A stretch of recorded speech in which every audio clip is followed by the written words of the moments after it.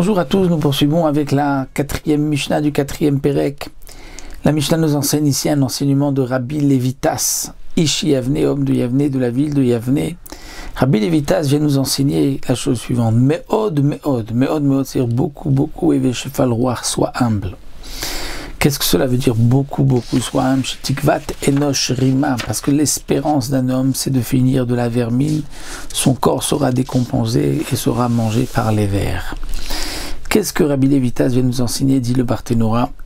C'est comme nous le savons, dans chaque mida, les extrêmes ne sont pas bons. Il ne faut pas être trop généreux ni trop avare. Il faut avoir le juste milieu, pas trop dépenser, pas trop avare.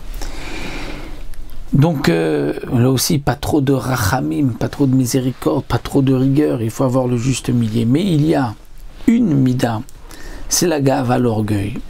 Où ici le Tana vient nous dire ce que le Rambam explique, que là, l'orgueil, il ne faut pas aller au milieu, il faut aller à l'autre extrémité. Parce que l'orgueil est particulièrement méprisable. Et parce que aussi la majorité des gens trébuchent dans l'orgueil, et donc c'est facile très vite d'être orgueilleux, donc il faut prendre cette distance avec l'orgueil. Et Rabbi Levitas vient dire Me'od beaucoup, et Veshefal Roi, soit un, va à l'autre extrémité, en pensant, dis-toi que l'espérance de l'homme c'est de finir Ima, de la vermine, et donc par cela l'homme ne viendra pas à être orgueilleux.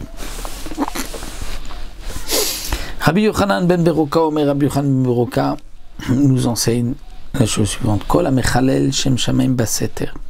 Celui qui profane le nom divin en cachette, nifraim mimenu begalouy.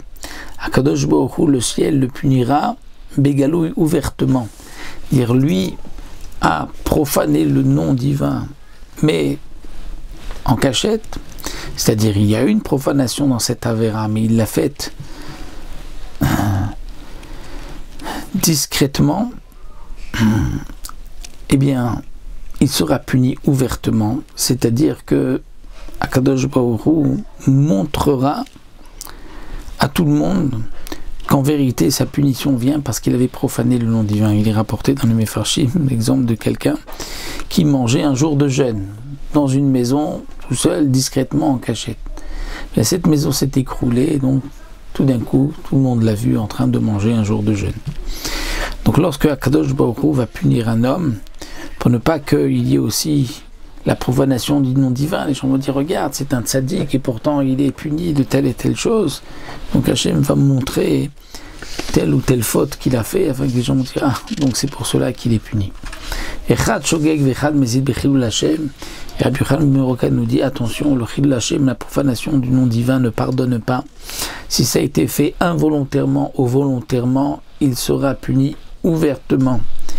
Bien sûr, la punition ne sera pas la même pour celui qui a fauté sans faire exprès, mais malgré tout, l'importance, la gravité de cette faute, le chilul Hashem, prononciation du nom divin, au point que donc Hashem va dévoiler sa faute à tout le monde.